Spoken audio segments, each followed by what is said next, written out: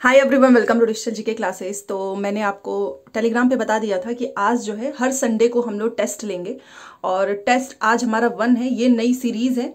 जितने लोग भी पहली बार जुड़ रहे हैं मैं आपको बोलना चाहूँगी कि हमारी एनसीईआरटी जो है ना क्लास 6 का वो मोस्टली कंप्लीट हो चुका है। मतलब क्लास 6 हमारा कंप्लीट हो ही चुका है, 7 स्टार्ट हो ही चुका है। तो 1 से 2 वीक में आपका पूरा कंप्लीट हो जाएगा। बट फिर भी ज़रूरी है क्योंकि आप लोगों के भी बहुत सारे मैसेज आ रहे थे कि आप टेस्ट भी कराएं, और जो कि मुझे लगता है कि येस, प्रीवियस क्वेश्चन करना आपका बीच बीच में इसलिए भी ज़रूरी है।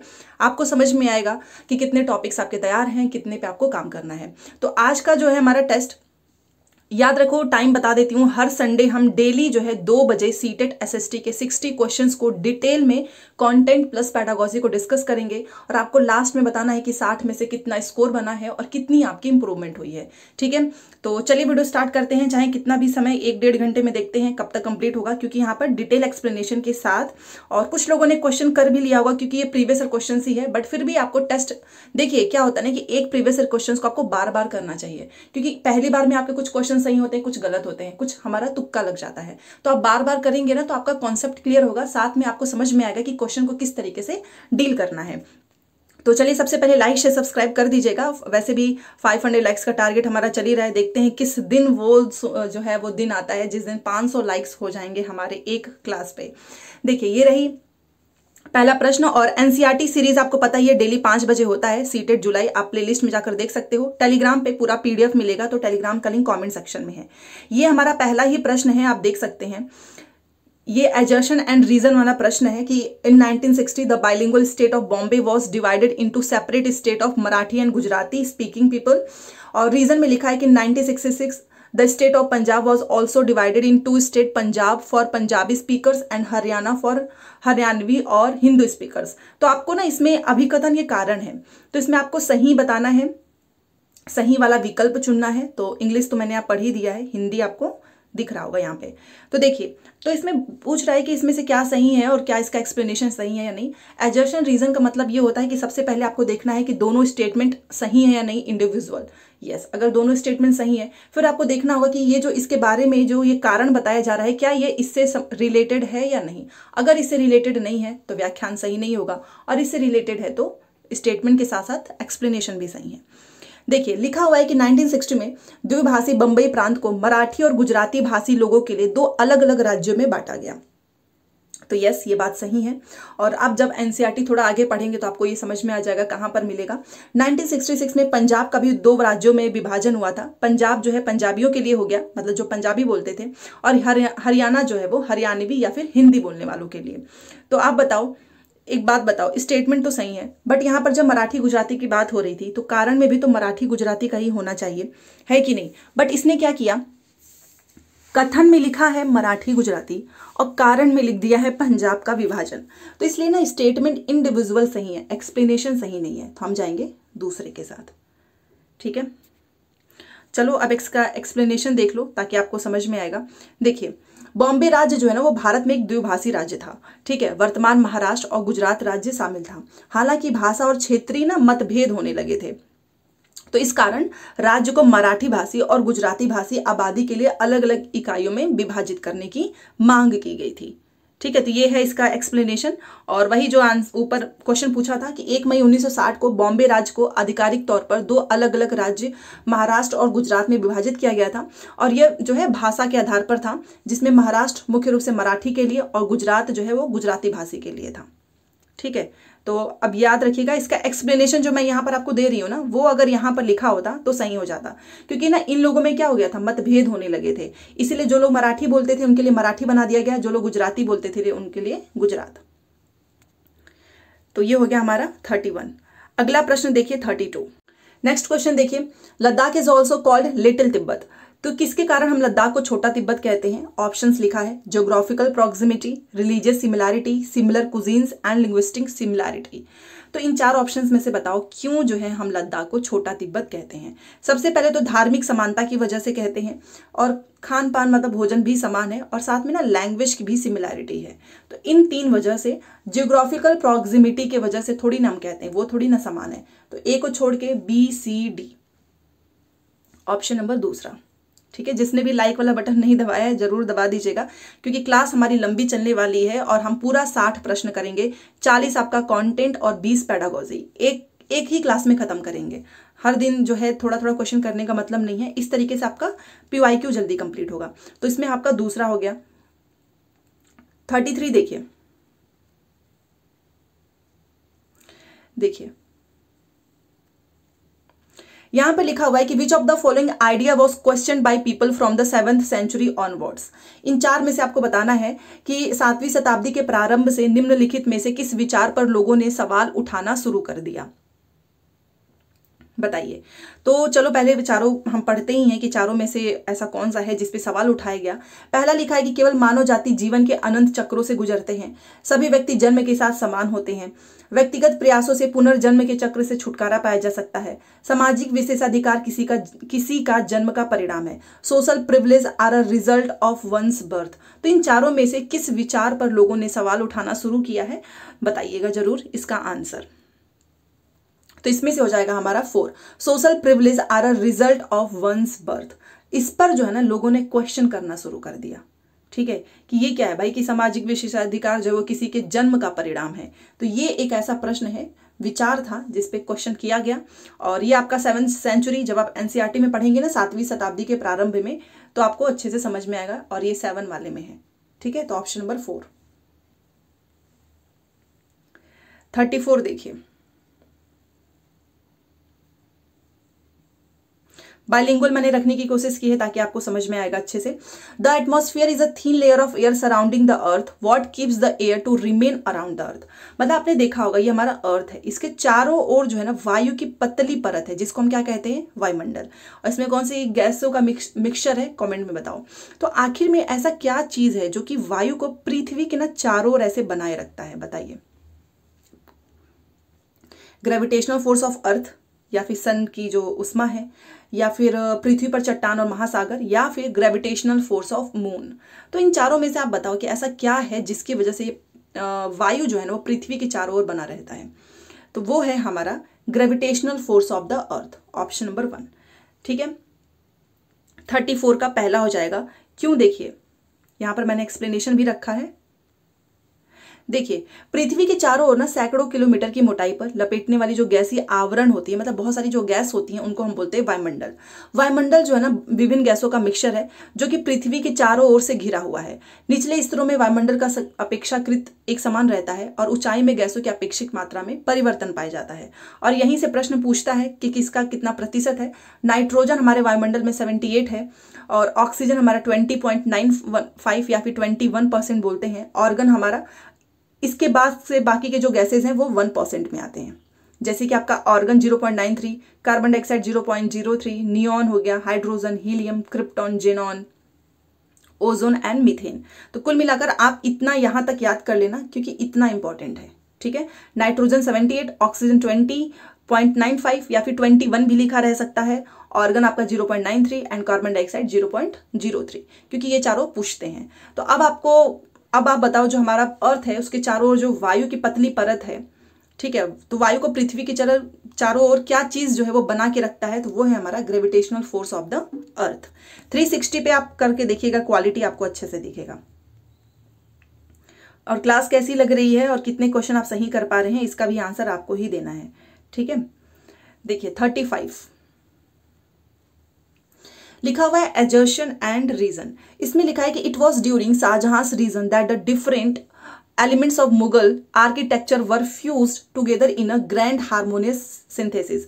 मतलब कि जो शाहजहां का शासन काल था ना, उसके दौरान मुगल वास्तुकला का बहुत विभिन्न तत्व जो है ना एक भव्य सुसंगत, मतलब उस समय आपने देखा होगा कि आर्किटेक्चर में काफी ज्यादा जो है प्रोग्रेस हुआ था, ठीक है। रीजन लिखा हुआ है कि his resign witnessed a huge amount of construction activity specially in Agra and Delhi.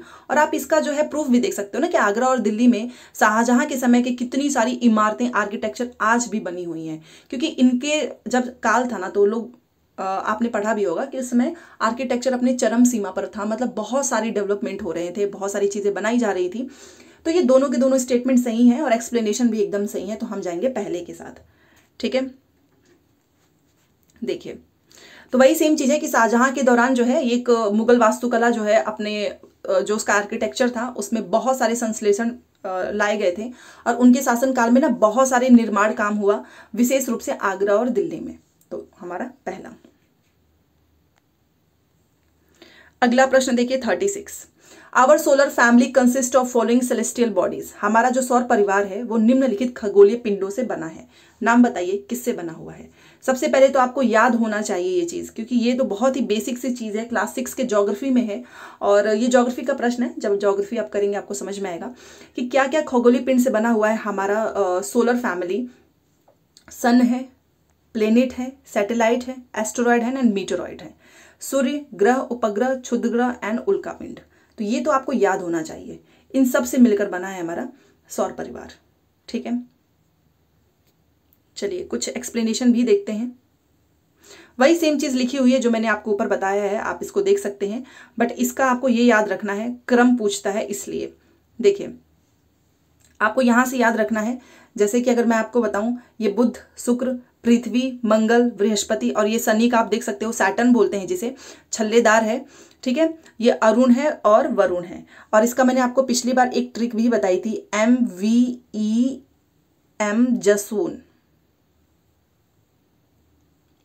देखिए ये आपका यहाँ पे जुपिटर हो जाएगा, कलर भी चेंज करती हूँ ताकि आपको, ये आपका जे से जुपिटर हो गया, MVEM जसून, जे से आपका जुपिटर, एस से आपका सैटर्न जिसे हिंदी में हम शनि बोलते हैं, यू से यूरेनस, अरुण, नेपच्यून, वरुण। उसी तरीके से अगर आप आए, एम से आपका मार्स हो जाएगा, ई से आपका अर्थ हो जाएगा, वी से आपका विनस हो जाएगा, एम से आपका मरकरी हो जाएगा। तो इंग्लिश में हम Mercury, Venus, Earth, Mars, Jupiter, Saturn, Uranus, Neptune. और ये आप निमोनिक्स याद रखें, क्योंकि आपसे क्रम पूछेगा ना कि आप इसको एक क्रोनोलॉजी में लगाएं, तो आप कैसे याद करेंगे। तो ये MVEM याद रखो और जसून याद रख लो, आप कभी भूलोगे नहीं, क्योंकि हिंदी में निमोनिक्स बनाना डिफिकल्ट होता है, इसलिए मैंने इंग्लिश का आपको यहाँ पर बताया है।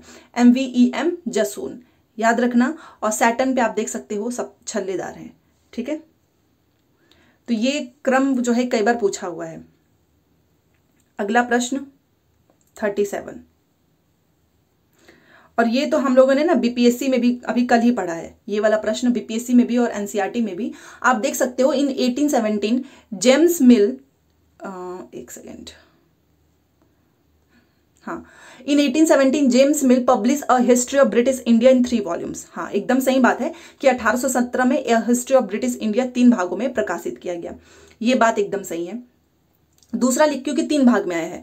दूसरा लिखा है कि in this he divided Indian history into 3 periods, ancient, medieval and modern. और कल ही मैंने आपको पढ़ाया था कि प्राचीन जो है मध्य और आधुनिक में नहीं बांटा गया था, हिंदू, मुस्लिम और ब्रिटिश में बांटा था। जिसने भी कल की क्लास देखी होगी वो अच्छे से याद कर सकता है कि 3 भागों में जो है प्रकाशित किया गया है। और इन्होंने भारतीय इतिहास को 3 काल में बांटा था, हिंदू, मुस्लिम एंड ब्रिटिश। और यहां पर लिख दिया है प्राचीन, मध्य और आधुनिक, इस वजह से ये हमारा गलत है। ठीक है, अगर लिखा होता ना यहाँ पर हिंदू, मुस्लिम, ब्रिटिश, तब ये सही हो जाता। तो ये किताब पढ़ने से पता चलेगा आपको, ऐसे नहीं। और मैं आपको ये जो यहाँ पर चीजें बता रही हूँ क्योंकि ऑलरेडी मैंने NCERT मल्टीपल टाइम्स पढ़ा हुआ है, अपने एग्जाम के समय पे भी और अभी भी। तो इसलिए आपको मैं बता सकती हूँ कि NCERT बहुत ही इंपॉर्टेंट है। तो आप मान लीजिए ए आपका सही है, क्योंकि ये तो डेट एकदम सही है, हिस्ट्री ब्रिटिश ऑफ इंडिया को 3 भाग में प्रकाशित किया गया था। बट बी गलत है, तो ए गलत है, सॉरी ए सही है, बी गलत है। हाँ, ऑप्शन नंबर 3। ठीक है, चलिए 38 देखिए।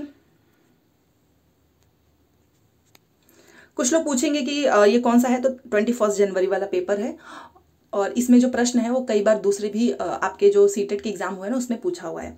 नेक्स्ट क्वेश्चन देखो, पहाड़ी क्षेत्रों में अब रेल मार्ग का विस्तृत निर्माण हो रहा है, इसका क्या कारण है। जो रेलवे नेटवर्क है अब जो है एक्सटेंसिवली जो है ना being built in mountain areas, mountain areas में भी जो है इसका काफी एक्सटेंसिवली जो है निर्माण हो रहा है। इसका रीजन क्या है। क्या पहाड़ों में रेल मार्गों का निर्माण आसान होता है, या फिर पहाड़ जो है वो हाईली इरोडेड होते हैं, या फिर पहाड़ी लोग जो है रेल मार्ग, जो वहाँ के लोग हैं ना वही बना रहे हैं। ये कैसा रीजन है, ये तो हो ही नहीं सकता है। और ना ही इस वजह से कि माउंटेन्स जो है वो काफ़ी क्षयित हैं, और ना ही पहाड़ों में रेल मार्ग का निर्माण आसान नहीं होता, बहुत डिफिकल्ट होता है, आपको भी पता है। ठीक है, तो ये तो होगा ही नहीं। इसे संभव करने के लिए जो है बहुत ही एडवांस टेक्नोलॉजी का डेवलपमेंट हुआ है। इस वजह से जो है अब पहाड़ी क्षेत्रों में भी रेल मार्ग बहुत अच्छे से आराम से बनाया जा सकता है। तो ये होगा इसका रीजन। ये इसलिए नहीं कि बहुत ही आसान है, इसको संभव किया गया है advance technological development to enable it. ठीक है, तो 38 का 4। अगला देखिए 39। देखिए दो स्टेटमेंट है ए एंड बी, इन दोनों को पढ़ना है और यहां से आपको करेक्ट ऑप्शन बताना है। In 1770, a terrible famine killed 10 million people in Bengal. About 1/3 of the population was wiped out. मतलब 1770 में बंगाल में एक भयानक अकाल ने लगभग 1 करोड़ लोगों को मार डाला और इस अकाल में बंगाल की 1/3 आबादी खत्म हो गई। ये आपसे पूछ रहा है। तो ये दोनों की दोनों बातें सही हैं और इसलिए हम जाएंगे ए के साथ, 1 के साथ, क्योंकि 1 में ही लिखा है A and B are correct. ठीक है, चलिए 40 देखिए।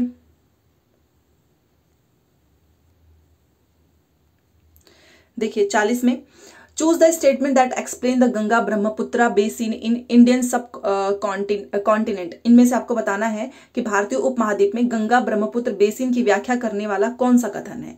तो चलो देख लेते हैं। और हाँ, ये आपको नीचे 4 ऑप्शंस मिलेंगे, देन आपको यहां से देखना है। ठीक है, स्टेटमेंट पढ़ने के बाद। तो पहला लिखा हुआ है कि coniferous forest grow in this region. इस प्रदेश में शंकुधारी वन उगते हैं। क्या ये जो है गंगा ब्रह्मपुत्र बेसिन की व्याख्या करने वाला स्टेटमेंट है? बिल्कुल भी नहीं। ए तो होगा ही नहीं। जहां जहां ए है हम उसको काट देते हैं। ठीक है, एलिमिनेट करते हैं। ये भी खत्म, ये भी खत्म, ये भी खत्म। अभी तो स्टेटमेंट भी नहीं पढ़ा और आंसर अपने आप निकल गया। तो इस तरीके से ही आपको एग्जाम में आंसर को सॉल्व करने हैं। नेक्स्ट देखिए, द बेसिन लाइज इन सब ट्रॉपिकल रीजन। यह बेसिन उपोष्ण में स्थित है। यस, एकदम सही है। The area is dominated by monsoon climate. इस क्षेत्र की जलवायु मुख्यतः मानसूनी है। ये भी सही है। The basin area have a varied topography. Basin क्षेत्र में विभिन्न प्रकार की स्थलाकृति है। ये भी सही है। तो बी सी डी सही है, ए गलत है, इसलिए हम जाएंगे दूसरे के साथ। और यहां पर आपको एक्सप्लेनेशन, गंगा और ब्रह्मपुत्र उसकी सहायक नदियां मिलकर भारतीय उपमहाद्वीप में गंगा ब्रह्मपुत्र बेसिन बनाती हैं। सबसे पहले तो समझ लो क्या होता है गंगा ब्रह्मपुत्र बेसिन। ठीक है, यहाँ सुंदरवन का विशाल डेल्टा और विशाल गंगा का मैदान पाया जाता है, जहां पर घनी आबादी पाई जाती है और ये खेती के लिए बहुत उपयोगी होता है, क्योंकि आपको ही पता है ना कि जहां पर सिंचाई के साधन होगा वहां पे आराम से, जिसमें ज्यादा पानी लगता है, धान, मक्का, ज्वार, इनकी खेती की जा सकती है। ठीक है, तो गंगा ब्रह्मपुत्र बेसिन का मतलब होता है कि गंगा और ब्रह्मपुत्र उसकी सहायक नदियां जो है ना वो मिलकर बनाती हैं। ठीक है, चलिए। और ये तो एक ऐसा प्रश्न है जो मुझे ऐसा लगता है कि जब से सीटेट स्टार्ट हुआ है ना, पूछते ही जा रहा है सीटेट। स्त्री पुरुष तुलना नामक पुस्तक की रचना किसके द्वारा किया गया था? याद कर लो, ताराबाई शिंदे। इसमें तो कोई भी आपको डाउट भी नहीं होना चाहिए, इसका रटा होना चाहिए आपको, ताराबाई शिंदे। ठीक है, और ये मैंने नीचे एक्सप्लेनेशन दिया हुआ है, आप चाहें तो इसको पढ़ सकते हैं। वैसे इसमें ज्यादा कुछ पूछता नहीं है, बस नाम पूछता है। अगला प्रश्न है, गेहूं एवं जौ जैसे फसल उगाने के सर्वप्रथम साक्ष्य निम्न में से किस स्थान पर मिला है? सही विकल्प का चुनाव करो। और ये आपका क्लास 6 का पहले ही चैप्टर का है, सुलेमान और किरथर हिल्स। मैं कई बार बता चुकी हूँ और ये कई बार पूछा गया है कि गेहूं और जौ जैसे फसल है, इसका सबसे पहला जो प्रूफ है वो आपको मिला है सुलेमान और किरथर से। 42 का आपका तीसरा। 43 देखिए, एजर्शन एंड रीजन दिया गया है और ये आपका पेडागोजी का है। ठीक है, pedagogy. Stereotype prevent people from doing certain things that they are good at. मतलब ये यहाँ पर बता रहा है कि जो रूढ़िवाद जो धारणाएं होती है ना, वो लोगों को ऐसे काम रोकने से, ऐसा काम जो है करने से रोकती है जिनमें वो अच्छे हैं। मतलब कि आप मान लीजिए आप डांस बहुत अच्छा करते हैं, बट आपकी फैमिली कह रही क्या नाच गाना, पढ़ाई करो। अब इसमें क्या हुआ ना कि एक रूढ़िवादी सोच की वजह से आप जिसमें सच में कुछ अच्छा कर सकते थे आगे चलकर, वो आप नहीं कर पा रहे हो, और आप एक ऐसी चीज में आप तैयारी कर रहे हैं जिसमें आपका कभी इंटरेस्ट ही नहीं था। तो अगर आपको डांस में सपोर्ट मिलता तो मे बी आप आपकी खुद की एक एकेडमी होती, आप बहुत ज़्यादा पॉपुलर होते। तो ये एक रूढ़िबद्ध सोच है जो लोगों को लगता है कि केवल जैसे कि सरकारी नौकरी होती है कि गवर्नमेंट जो है टीचर या गवर्नमेंट जॉब ही सबसे बेस्ट है, बाकी के प्राइवेट वगैरह कुछ नहीं। ये भी एक रूढ़िवादी सोच है। तो ये बात एकदम सही है। अगला लिखा हुआ है कि stereotypes stop us from recognising unique qualities and skills in individuals and fit them into one pattern. ये तो कई बार होता है, आप सभी के साथ भी कई बार हुआ होगा कि जो रूढ़िबद्ध धारणाएं होती हैं हमें व्यक्तियों में अनोखे गुण और कौशल को देखने से रोकती है तथा उन्हें एक ही प्रकार के खांचे में जड़ देती है। जो इंसान रूढ़िवादी सोच का है वो कभी भी दूसरे में कोई भी यूनिक क्वालिटी देख ही नहीं पाएगा। वो बस ये बोलेगा नहीं भाई तुम टीचर की ही तैयारी करो, तुम टीचर ही बनोगे, ठीक है। कुछ और अगर वो आर्ट में अच्छा है, म्यूजिक में अच्छा है, वो उसको देख ही नहीं सकता है, क्योंकि उसके मन में वो सोच है कि नहीं गवर्नमेंट ही सब बेस्ट है, ठीक है। तो ये बात तो एकदम सही है, आप पहले के साथ जाएंगे। एक्सप्लेनेशन भी सही है, इसमें तो कुछ डाउट ही नहीं है। चलिए 43 भी हो गया है। 44 देखिए, ये तो अभी जस्ट पढ़ा है, मुझे लगता है कि इसका आंसर आप जरूर देंगे। Which of the following two gases make up the bulk of the atmosphere. कौन सी गैसेस जो है वायुमंडल का अधिकांश जो है, बहुत सारी गैसेस होती है ना, बट दो हैं जो सबसे ज्यादा हैं, नाइट्रोजन हाइड्रोजन। हाइड्रोजन थोड़ी ना, नाइट्रोजन होगा हमारा, ना ही कार्बन डाइऑक्साइड ऑक्सीजन, ना ही ओजोन और हीलियम, नाइट्रोजन एंड ऑक्सीजन इसका राइट आंसर है, क्योंकि ये आपका 78% है नाइट्रोजन, ऑक्सीजन आपका 20 या फिर 21% है। बाकी की सारी गैसेस 1% के अंदर आती हैं, तो इसलिए सबसे ज्यादा जो बल्क में है ना वो ये है हमारा नाइट्रोजन एंड ऑक्सीजन। और ये मैंने अभी आपको बताया था ना थोड़ी देर पहले, इसलिए मैंने बोला है कि ये परसेंटेज आपको याद रखना है यहां तक, क्योंकि पूछता है। अगला प्रश्न देखिए 45। और अगर क्लास सच में आपको अच्छी लगे तो लाइक कर सकते हैं आप, कुछ सेकंड लगते हैं बस। अगला प्रश्न देखो 45, और यहां पर आपको 2 कथन पढ़ने हैं, देन आपको यहां से जो है सही विकल्प का चुनाव करना है, ठीक है। देखिए इसमें लिखा हुआ है कि वेद समाज की स्थापना 1864 जो है मद्रास में हुआ था, बात सही है। वेद समाज आर्य समाज से प्रेरित था, ये बात गलत लिख दिया है। तो बताओ वेद समाज किससे प्रेरित था? तो चलिए इसका पहले हम एक्सप्लेनेशन देख लेते हैं, और ये जरूरी है क्योंकि ये वाले ना कई बार पूछे हैं। देखो वेद समाज ना आर्य से नहीं ब्रह्म समाज से प्रेरित था, सबसे पहले याद रखो। और वेद समाज की स्थापना जो है केशव चंद्र सेन और जो है नायडू ने किया था, 1864 में मद्रास में स्थापित हुआ। और वेद समाज जो है वो ब्रह्म समाज से प्रेरित था। अब ब्रह्म समाज आया है तो याद रखिएगा कि इसकी स्थापना राजा राम मोहन रॉय जी ने किया था, और यह हिंदू धर्म का एकेश्वरवादी संप्रदाय था। अब आर्य समाज आया है तो इसकी भी स्थापना आपको याद रखना है स्वामी दयानंद सरस्वती जी ने किया था। आर्य समाज भी जो है एक आंदोलन था और इसकी स्थापना दयानंद सरस्वती जी ने किया है। तो ये जो कुछ इंपॉर्टेंट पॉइंट है ना आपको याद रखना है, क्योंकि कई बार पूछा हुआ है। तो अब तो इसका आंसर ही आपको पता चल गया होगा कि वेद समाज जो है स्थापना तो सही लिखा था कि मद्रास में है, बट यहां पर ब्रह्म समाज होना चाहिए था, ना कि आर्य। तो ए सही है, बी गलत है। हम जाएंगे तीसरे के साथ, ठीक है। 46 देखते हैं। देखिए यहां पर लिखा हुआ है कि the child marriage restraint act was passed in 1929 and according to this act what was the respective minimum age approved for marriage for man and women. मतलब 1929 में जो है बाल विवाह निषेध अधिनियम पारित किया गया था। तो सबसे पहले तो याद रखो कब पारित किया गया था, 1929 में। और इसके अकॉर्डिंग ना जो मेल एंड फीमेल है इनकी शादी की एक मिनिमम आयु जो है वो बताया गया था। तो वो कितना है बताइए? तो वो था मैन के लिए, पुरुष के लिए 18 और महिला के लिए 16, ठीक है। तो ये आपको याद रखना है।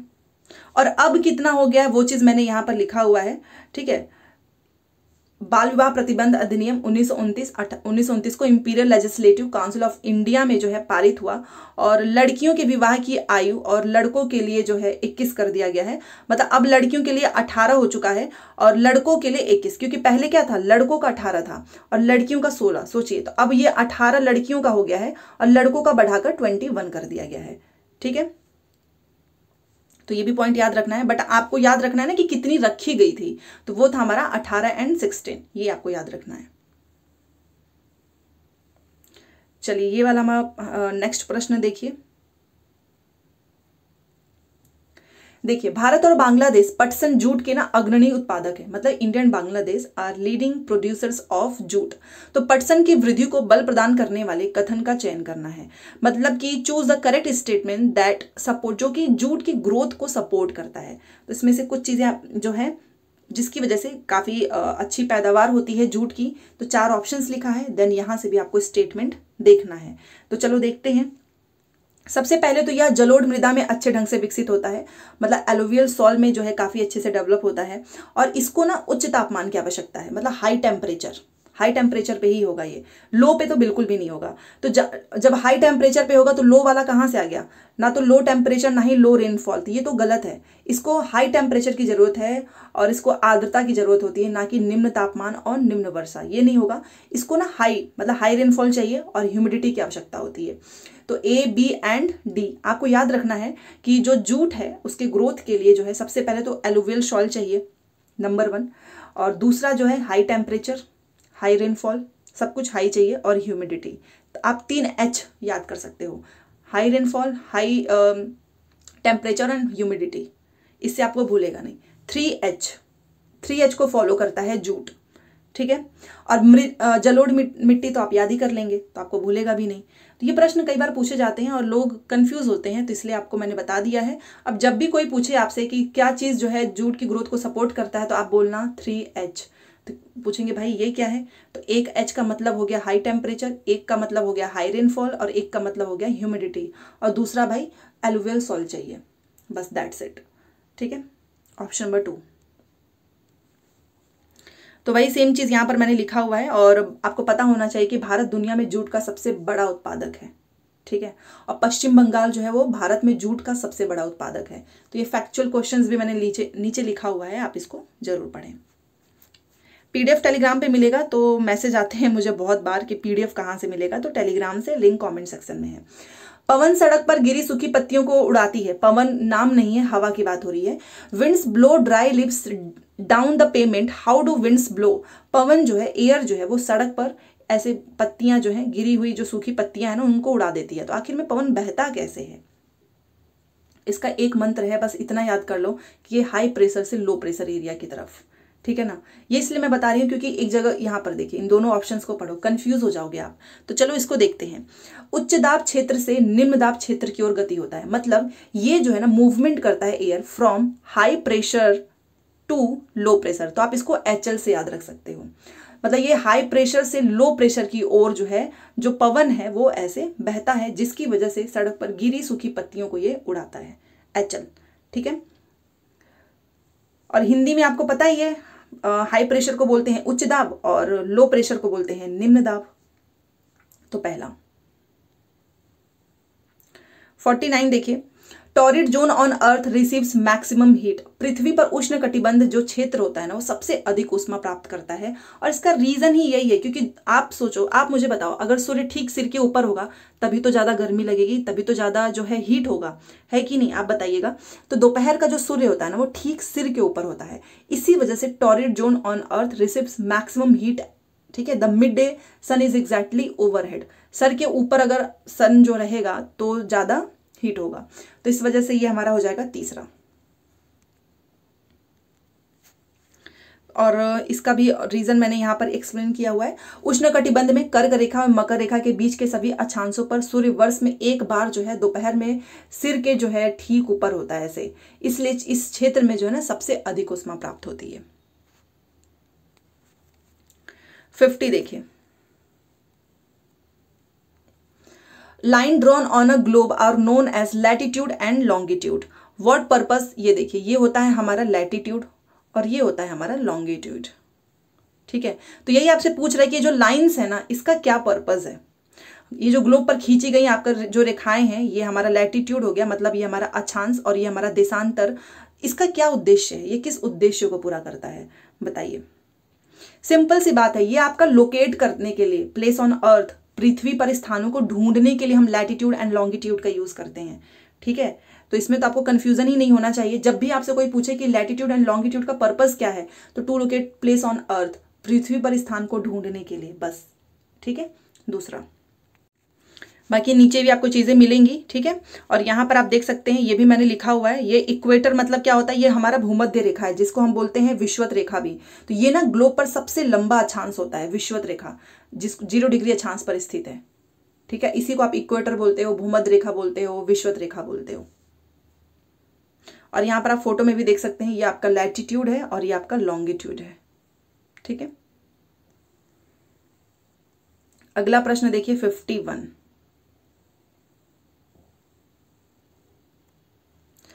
Which one of the following is not true regarding Hindustan socialist Republic association? जो आपका HSRA है ना, इसके बारे में इसमें कौन सा सही नहीं है, उसका आपको चुनाव करना है। तो चलो देखते हैं। 51 में आप देखिएगा जरूर, और ये इंपॉर्टेंट भी है। सबसे पहले तो भगत सिंह और उनके क्रांतिकारी साथियों ने इसकी स्थापना की थी, ये बात सही है। और ये ना 1928 में दिल्ली के फिरोजशाह कोटला मैदान में इसकी स्थापना हुई थी। तो 5 पंजाब के अमृतसर में कैसे स्थापना हो सकती है, एक ही जगह हुआ होगा स्थापना, तो ये गलत है। याद रखना कि जो HSRA है ना, इसकी स्थापना दिल्ली के फिरोजशाह कोटला मैदान में हुआ था। और HSRA के सदस्यों ने सैंडर्स नामक पुलिस अफसर की हत्या की थी। ठीक है, तो ये भी बात सही है। हमसे गलत पूछा था, तो गलत तो हमारा यही है, तीसरा। पंजाब में नहीं हुआ था, दिल्ली में हुआ था स्थापना। तो यहाँ पर मैंने आप चीज़ें लिखी हुई हैं, आप देख सकते हो कि HSRA जो है क्रांतिकारी संगठन था। स्थापना 1928 में दिल्ली के फिरोजशाह कोटला में हुआ था। और इसके संस्थापक आपसे पूछेगा तो चंद्रशेखर आजाद, भगत सिंह, अशफाक उल्ला खां, सुखदेव थापर और जोगेश चंद्र चटर्जी थे। काकोरी षड्यंत्र एक ट्रेन डकैती थी, और आपको पता है इसी की वजह से जॉन सैंडर्स की हत्या किया गया था। ठीक है, इसको डिटेल में मैंने दूसरी भी क्लास में बताई हुई है, अभी के लिए आप इतना समझ लो। अगला प्रश्न देखो 52।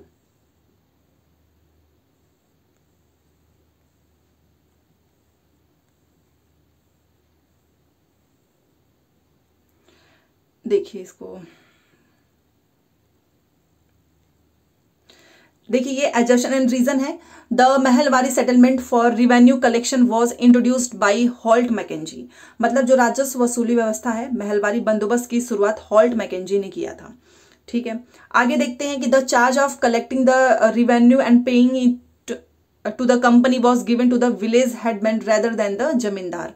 मतलब यहाँ पे ये बोला जा रहा है कि जो राजस्व वसूली था तथा कंपनी तक इसे पहुंचाने की जिम्मेदारी गांव के प्रधान को दिया गया था, ना कि जमींदार को।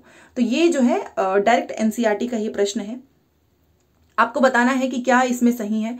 देखो स्टेटमेंट तो सही है, एकदम ही फैक्ट है, बट ये जो पहला लिखा हुआ है ना कि राजस्व वसूली व्यवस्था महलवारी बंदोबस्त की शुरुआत हॉल्ट मैकेंजी ने किया था, तो इसके बारे में यहाँ पर कुछ लिखा नहीं है, तो इसलिए एक्सप्लेनेशन तो गलत है। बाकी दोनों इंडिविजुअल सही है कि जो इसके वसूली का जो पैसा था, इसकी जिम्मेदारी ना हेड गांव के प्रधान को दिया गया था, ना कि जमींदार को। ये दोनों की दोनों बातें अपने आप में एकदम सही हैं, व्याख्या नहीं सही है बस।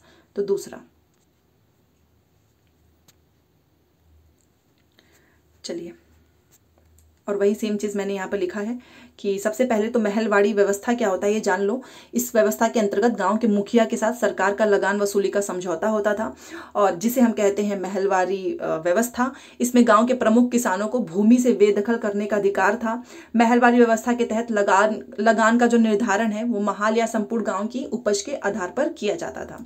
महलवाड़ी बंदोबस्त आखिर में शुरू किसने किया था, तो हॉल्ट मैकेंजी ने 1822 में किया, और 33 में लॉर्ड विलियम वेंटिक के तहत इसकी समीक्षा की गई थी। और ये आपका उत्तर पश्चिम सीमांत, आगरा, मध्य प्रांत, गंगा घाटी, पंजाब, यहाँ पर शुरू किया गया है। इसमें जमींदारी दोनों के तत्व थे और रैयतवारी प्रणाली। तो आपको याद रखना है शुरू किसने किया था, और इस व्यवस्था के अंतर्गत जो इंपॉर्टेंट कौन था, तो गाँव का मुखिया। ठीक है, तो ये दोनों पॉइंट यहाँ पर मैंने नोट किया हुआ है जो ऊपर प्रश्न पूछा है। अगला देखिए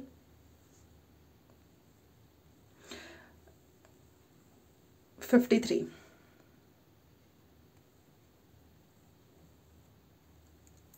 Which of the following statements help in sustainable development with reference to present day resource availability? निम्न में से कौन सा कथन वर्तमान समय के संसाधन उपलब्धता के संदर्भ के साथ सतपोषणी विकास में सहायता करता है? तो सबसे पहले तो आपको जानना चाहिए कि आखिर में ये सस्टेनेबल डेवलपमेंट क्या होता है। ठीक है, और यहाँ पर मैंने लिखा भी हुआ है, ये देख लीजिए।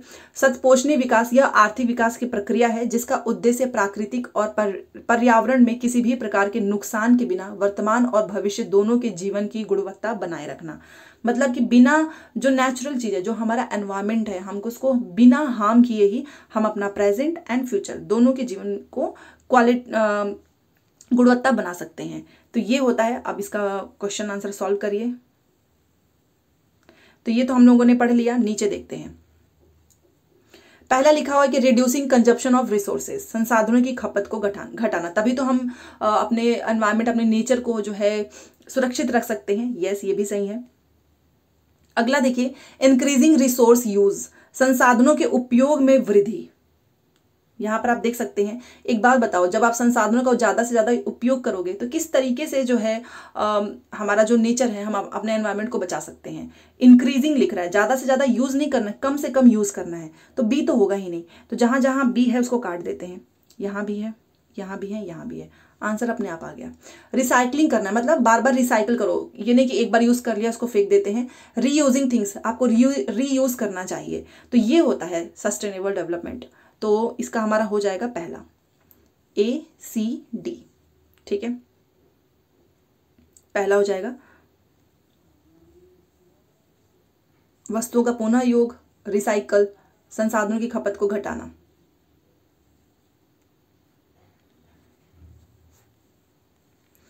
ये भी एक ऐसा है जो कि कई बार पूछा हुआ है, तो यहां पे देखते हैं। पेरियापुरम एक तमिल कृति हमें किसके बारे में जानकारी देता है, बताइए। तो ये हमें जानकारी देता है ऑर्डिनरी मैन एंड वुमेन के बारे में। ठीक है, इतना रट लो, क्योंकि ये राजा रानी, विद्वान कवि, सिपाही सैन्य नहीं, ये हमको साधारण पुरुष और महिलाओं के बारे में जानकारी देता है। क्या? पेरियापुरम, जो कि है एक तमिल कृति। और यहाँ पर आप देख सकते हैं वही सारी चीजें मैंने लिखी हुई है। पेरियापुरम शैव विविध कार्यों के संग्रह का हिस्सा है और शैव नर नारों की जीवन कथाओं के बारे में है, और इसमें आपको ऑर्डिनरी मैन एंड वुमेन के बारे में जानकारी मिलेगी। ठीक है, अगला प्रश्न, वॉट मेक्स एन ऑब्जेक्ट और सब्सटेंस अ रिसोर्स, क्या चीज किसी भी वस्तु या पदार्थ को संसाधन बनाती है? अगर वो हमारे यूज में आएगा तभी तो वो हमारे लिए रिसोर्स है ना। जैसे कि आप यहाँ पर पढ़ रहे हो यूट्यूब के जरिए, तो यूट्यूब भी क्या है, एक हमारा रिसोर्स है। क्यों? क्योंकि ये हमारे यूज में आ रहा है। ठीक है, तो कोई भी चीज ना, उसकी जो यूटिलिटी होती है, जो उसकी यूजेबिलिटी होती है ना, वो उसको एक रिसोर्स बना देती है। ठीक है, शुद्धिकरण, निष्कर्षण, वस्तु की खोज नहीं, उपयोगिता उसको संसाधन बनाती है। Utility and usability. ठीक है,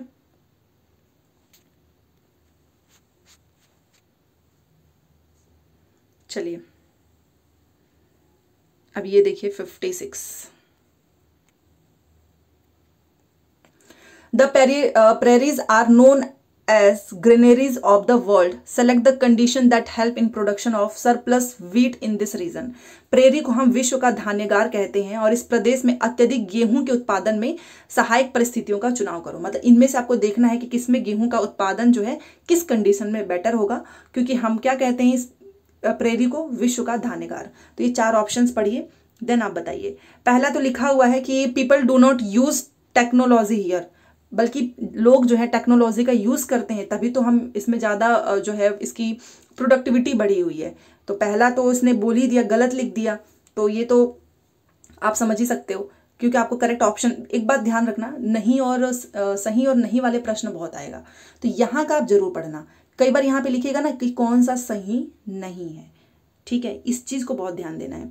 तो ये तो हमारा हो ही नहीं सकता है, क्योंकि अगर यहाँ पे ना डू नॉट नहीं लिखा होता तो हम इसको सही करते, और ये गलत लिख दिया, क्योंकि आज के समय में अगर आप देखो जो कृषि है उसमें टेक्नोलॉजी का यूज करके उसको कितना बढ़ाया गया है।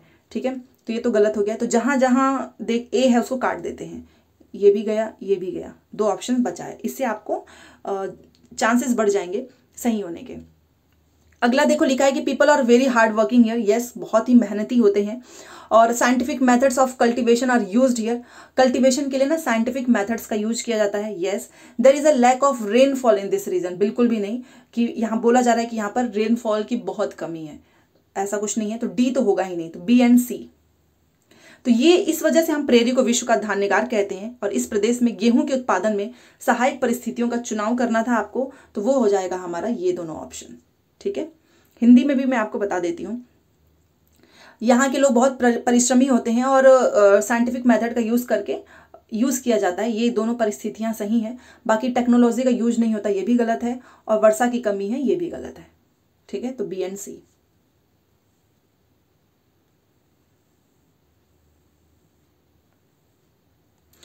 आमतौर पर प्रेरी के रूप में संदर्भित जो भूमि होती है वो उत्तरी अमेरिका में होती है, और यह सब कनाडा, संयुक्त राज्य अमेरिका, मैक्सिको के अंतर्गत जो तराई क्षेत्र है ना वहाँ उसके कॉन्टेक्स्ट में शामिल करता है, और जिसमें सभी महान मैदानों के साथ साथ पूर्व की गीली पहाड़ी भूमि भी शामिल है। चलिए आगे देखते हैं 57। The true representative model of our earth, हमारी पृथ्वी का वास्तविक निरूपक प्रतिरूप क्या है बताइए। ग्लोब है, कई बार आपको पता होगा कि ग्लोब भी हमारे क्लास वगैरह में पढ़ाने के लिए अगर कोई चीज़ पढ़ाने तो हम ग्लोब रखते हैं ना, क्योंकि वो क्या है, एक true representative model of earth है। ठीक है, तो इसलिए हमारा 4 option is will be right. और यहां पर ये चीज भी आपको ध्यान रखना है कि पृथ्वी चपटी नहीं है बल्कि एक जियोइड आकार की है, एक चपटी गोलाकार है, और ध्रुवों पर लगभग सपाट और किनारों पर आपने देखा होगा यहाँ पे चपटी रहती है, यहाँ पे ऐसे गोलाकार होता है, एकदम बॉल की तरह नहीं है, जियोइड है। ठीक है, चलिए ये देखते हैं assertion and reason. Tribes have rich and unique cultural traditional including their own language and music etc. Land, forest, grassland and water are regarded as the wealth of the entire tribe and everybody shares and use these together. ये आपसे पूछ रहा है। ठीक है, तो चलो देखते हैं, इंग्लिश भी आपको बता दिया मैंने, अब हिंदी देखते हैं। जनजातियों की जो ट्राइबल है इनकी सांस्कृतिक परंपराएं जिसमें उनकी भाषा तथा संगीत भी शामिल है जो उसको बहुत ही ज्यादा रिच एंड विशिष्ट होती हैं। यस, एकदम सही है। जमीन, जंगल, घास के मैदान तथा पानी पूरे कुनबे की संपत्ति मानी जाती है जिनका उपयोग सभी एक साथ मिलजुल कर करते हैं, ये भी सही है। बट इनका आपस में कोई रिलेट नहीं हो रहा है, ये कारण सही नहीं है, तो इस वजह से हम 2 के साथ जाएंगे। ए और आर तो सही है बट ये व्याख्या नहीं करता है। ठीक है, इसलिए ऑप्शन नंबर 2।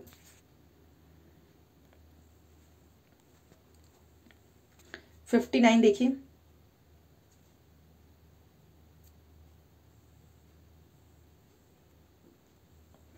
वे बीमारियां जो एक व्यक्ति से दूसरे व्यक्ति को जल, भोजन, वायु इत्यादि से फैलती है, हम उसे क्या कहते हैं?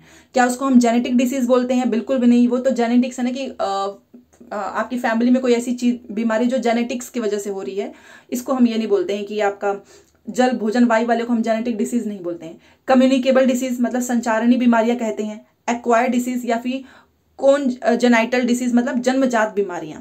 तो बताइए इसका क्या होगा हमारा राइट आंसर? तो जो भी चीज हमको जल, भोजन, वायु इत्यादि से फैलता है एक व्यक्ति से दूसरे व्यक्ति को, उसको बोलते हैं हम कम्युनिकेबल डिसीज, संचारणीय बीमारी। ठीक है, ऑप्शन नंबर 2। और ये हमारा 60।